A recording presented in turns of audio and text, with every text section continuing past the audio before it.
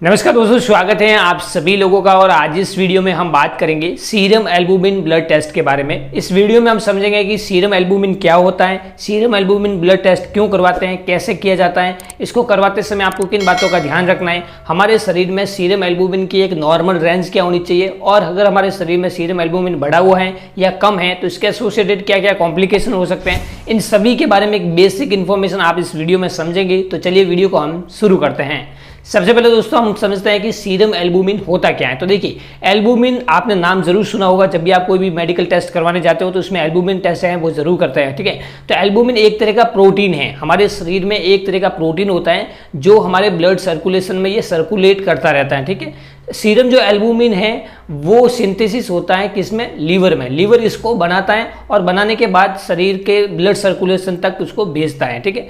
अगर हम बात करें इसके कार्य के बारे में कि भाई सीरम एल्बुमिन का रोल क्या होता है हमारे शरीर में, तो देखिए ये एक तरह का प्रोटीन है और इसमें जो इसका जो मेन जो कार्य है वो हमारे शरीर में फ्लूइड को मेंटेन करता है, उसका बैलेंस बनाए रखता है और हमारे शरीर में जितने भी न्यूट्रिशंस हैं, हार्मोन्स हैं, उसको शरीर के एक पार्ट से दूसरे पार्ट तक ले जाने का जो काम होता है वो सीरम एल्बुमिन का होता है। और एल्बुमिन के और भी कई सारे कार्य हैं, जैसे कि टिश्यू रिपेयर में ये हेल्प करता है, शरीर की ग्रोथ एंड डेवलपमेंट में ये हेल्प करता है, ठीक है। जो भी हम मेडिसिन खाते हैं तो वो सबसे पहले हमारे शरीर में जाकर एल्बुमिन के साथ बाइंड होती है, और जब एल्बुमिन के साथ वो बाइंड होती है उसके बाद ही शरीर के जिस पार्ट तक उसको पहुंचना होता है वहां तक वो पहुंचती है। किसकी हेल्प से, एल्बुमिन की हेल्प से, ठीक है।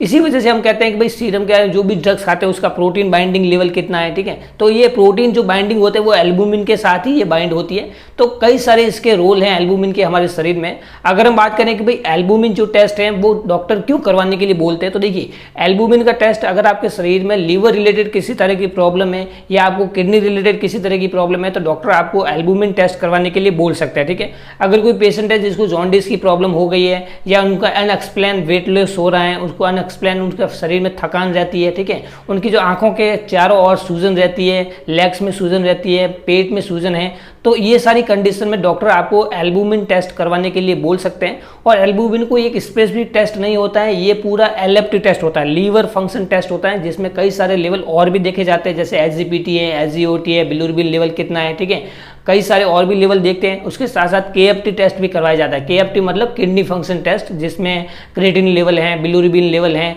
किडनी के रिलेटेड कई सारे और भी उसमें लेवल देखे जाते हैं, ठीक है। तो एल्बुमिन कोई एक स्पेसिफिक टेस्ट नहीं है, कई सारे कॉम्बिनेशन टेस्ट इसके साथ होते हैं। उसके बाद ही उसका पूरा कंक्लूजन निकाल के भाई पेशेंट में एक्चुअल प्रॉब्लम क्या है उनका पता लगाया जाता है।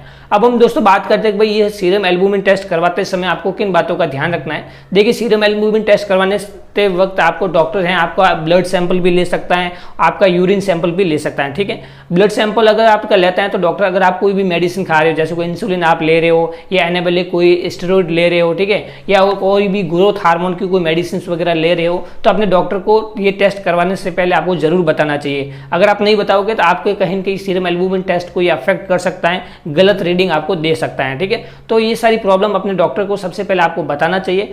अगर आप नॉर्मल रेंज की बात करें कि भाई सीरम एल्बुमिन टेस्ट जब हम करवाते हैं तो उसकी एक नॉर्मल रेंज क्या होती है, तो 3.4 से लेकर 5.4 ग्राम पर डेसीलीटर इसकी एक नॉर्मल रेंज है। इससे ज़्यादा है तो आपको हाई सीरम एल्बुमिन की प्रॉब्लम है, या आप इससे कम है तो लो सीरम एल्बुमिन की प्रॉब्लम है, ठीक है।